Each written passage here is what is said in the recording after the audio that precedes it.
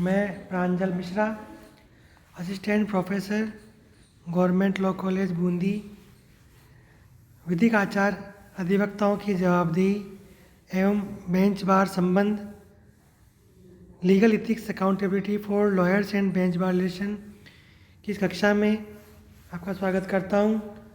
और आज हम पढ़ेंगे भारत में विधि व्यवसाय के विकास के बारे में कि किस तरह से भारत में विधि व्यवसाय है उसका विकास हुआ है और इसके जो महत्वपूर्ण चरण क्या क्या हैं उसको एक बार हम पहले नोटिफाइड कर लेते हैं।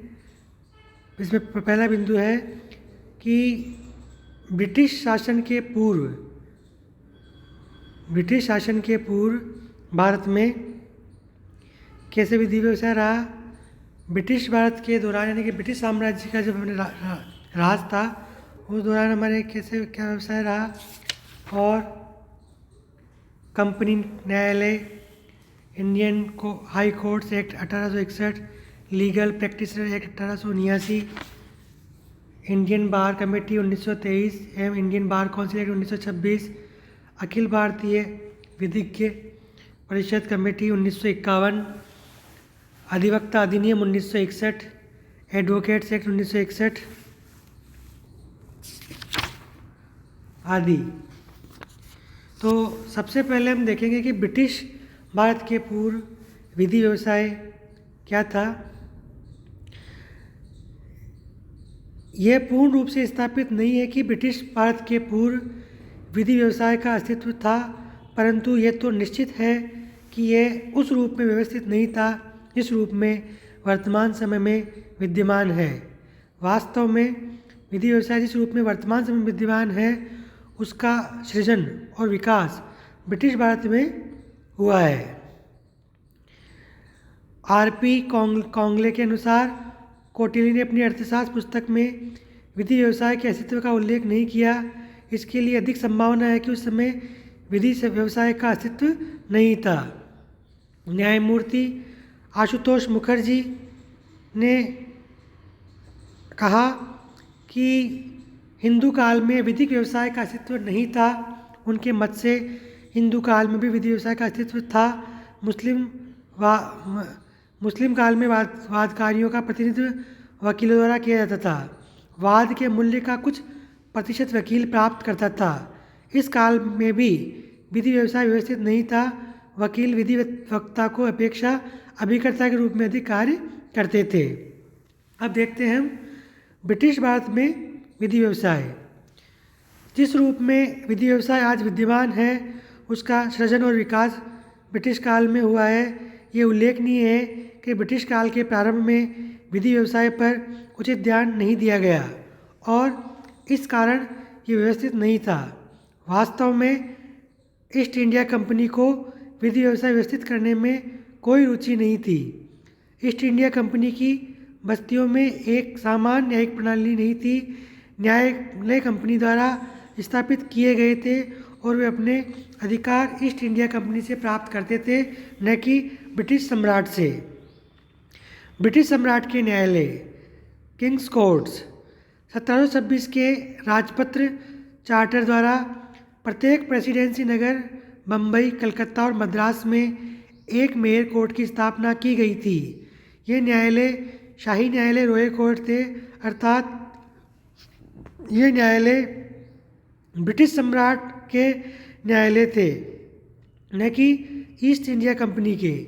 ये न्यायालय अपनी शक्तियाँ ब्रिटिश सम्राट में प्राप्त करते थे, न कि ईस्ट इंडिया कंपनी से। वास्तव में इस राजपत्र द्वारा भारत में सर्वप्रथम ब्रिटिश सम्राट के न्यायालय की स्थापना हुई। इस राजपत्र का आशय था कि भारत में ऐसे न्यायालय स्थापित किए जाएं जिनका स्तर इंग्लैंड के न्यायालयों के समतुल्य हो। यह राजपत्र इसलिए भी प्रसिद्ध है क्योंकि इसके द्वारा सर्वप्रथम 3 प्रेसिडेंसी नगरों बम्बई, कलकत्ता और मद्रास में एक समान न्याय पद्धति लागू की गई। ये न्यायालय ऐसी प्रक्रिया का अनुसरण करते थे जो सुनिश्चित थी और अंग्रेजी विधि और प्रक्रिया पर आधारित थी, परंतु ये राजपत्र ने विधि व्यवसाय को सुनियोजित करने पर उचित बल नहीं दिया। विधि व्यवसाय करने वालों को विनियमित करने के लिए निमित्त इसमें कोई प्रावधान नहीं था। विधिक प्रशिक्षण के निमित्त इसमें कोई उपबंध नहीं था। बहुत से ऐसे व्यक्ति विधि व्यवसाय करते थे जिन्हें विधि का कोई ज्ञान नहीं था। विधि व्यवसाय सुनियोजित नहीं था। वास्तव में न्यायिक प्रशासन विधि व्यवसाय सहित उच्च स्तर का नहीं था। यहाँ तक कि मेयर न्यायालय के न्यायाधीश सामान्य व्यक्ति थे और विधि विशेषज्ञ नहीं थे। अब हम देखते हैं कंपनी न्यायालय। ईस्ट इंडिया कंपनी के जो न्यायालय थे ये भी विधि व्यवसाय सुव्यवस्थित नहीं था। कंपनी की अदालतों के लिए विधि व्यवसाय की नियमित व्यवस्था सर्वप्रथम 1793 के बंगाल रेगुलेशन एक्ट से द्वारा की गई। इस रेगुलेशन ने सदर दीवानी अदालत को कंपनी की अदालतों के लिए वकीलों को सूचीबद्ध करने का अधिकार प्रदान किया।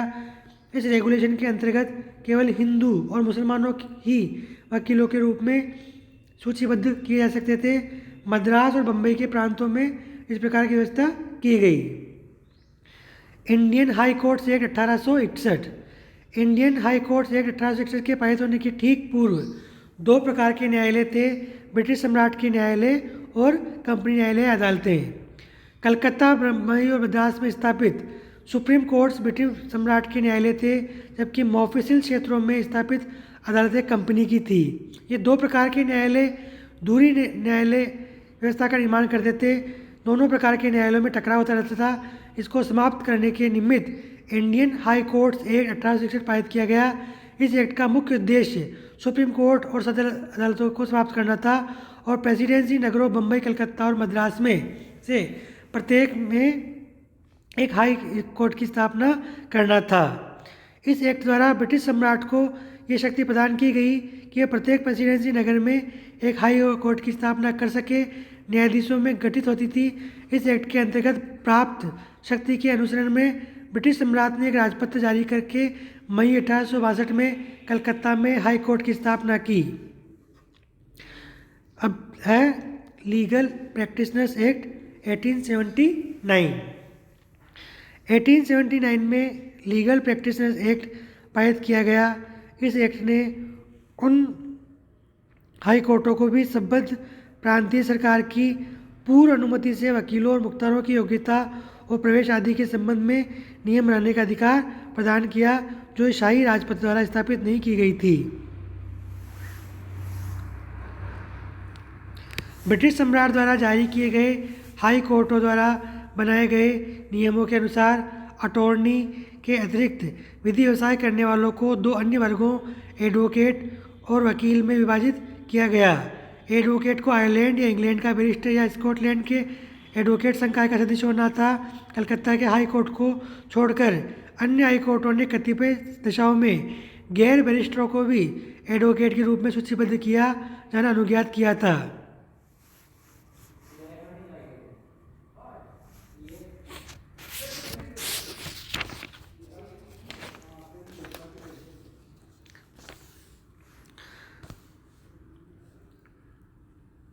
कलकत्ता के हाई कोर्ट को छोड़कर अन्य हाई कोर्टों ने कतिपय दशाओं में गैर बैरिस्टरों को भी एडवोकेट के रूप में सूचीबद्ध किया जाना अनुज्ञात किया था।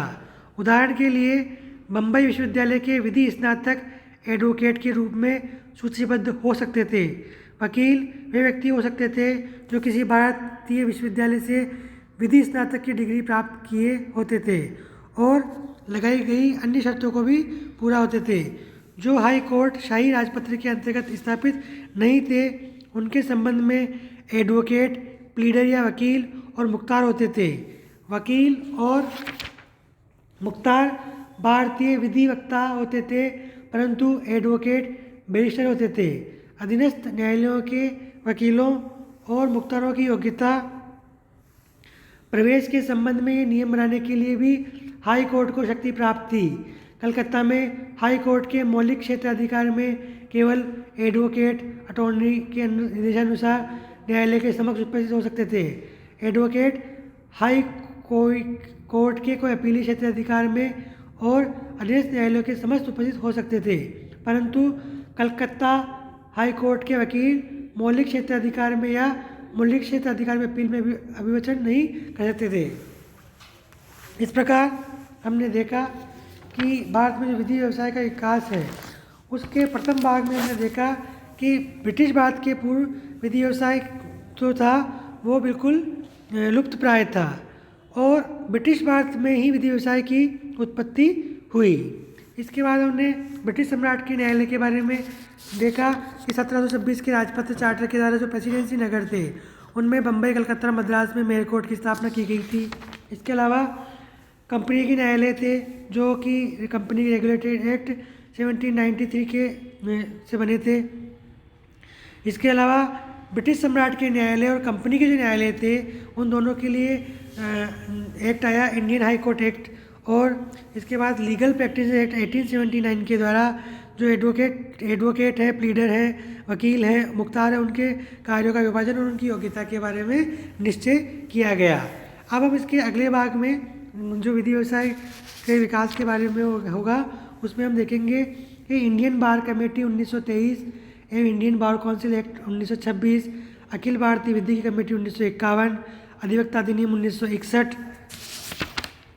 के बारे में जानकारी लेंगे। धन्यवाद।